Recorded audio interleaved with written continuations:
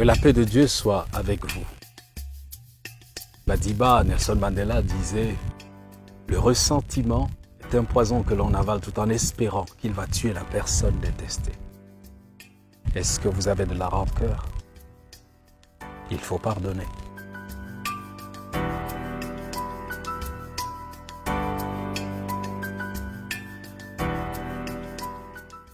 Notre petit monde est déchiré par des conflits, déchiré par des relations brisées.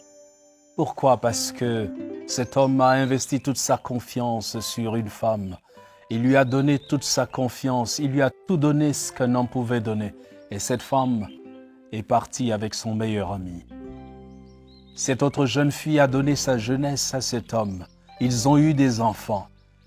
Et puis un jour, elle apprend qu'il est parti et refaire sa vie avec une autre fille, une jeune fille. Qu'est-ce qu'il faut faire? Faut-il pardonner? L'ami qui poignarde son ami, la mère qui est calomniée par sa fille, qui est accusée d'être sorcière. Notre monde a besoin de pardon. Et je voudrais me souvenir toujours de cette expérience qui s'est déroulée en Afrique du Sud lors de la commission Vérité-Réconciliation après l'apartheid. Il y avait ce jour-là, lors de ces audiences, l'expérience de ce jeune policier, cet africaneur, qui avait tué l'épouse de cette vieille femme. Et il témoignait, il disait ce qu'ils avaient fait subir à cet homme. Ils avaient tué, après avoir tué le mari, il est revenu prendre le fils unique de cette femme. Et il est allé tuer cet enfant. Quand il relatait cette expérience, tout le monde était en larmes.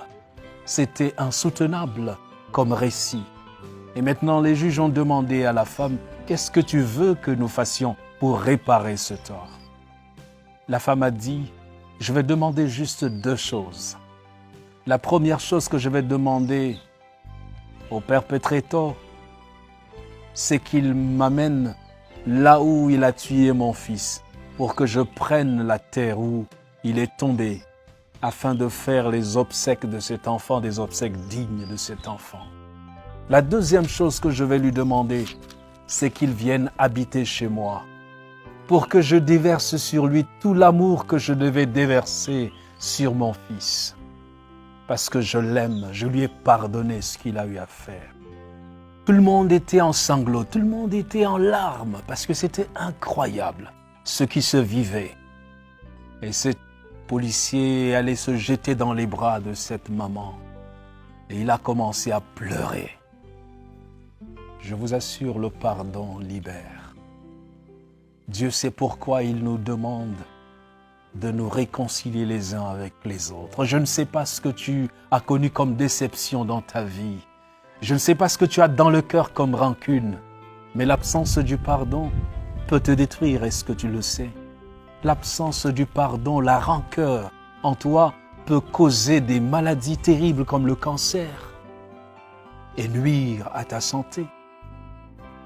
C'est pour cette raison que la parole de Dieu nous exhorte. Dans Éphésiens chapitre 4, le verset 26, la Bible dit « Si vous vous mettez en colère, ne péchez point, que le soleil ne se couche pas sur votre colère. » L'exhortation de Dieu est au pardon. Nous devons nous accepter les uns les autres. Nous devons nous supporter, nous pardonner réciproquement. Est-ce qu'il y a quelqu'un qui t'a fait du mal et à qui tu refuses de pardonner? Est-ce que tu sais que quand tu refuses de pardonner, même tes prières ne sont pas exaucées?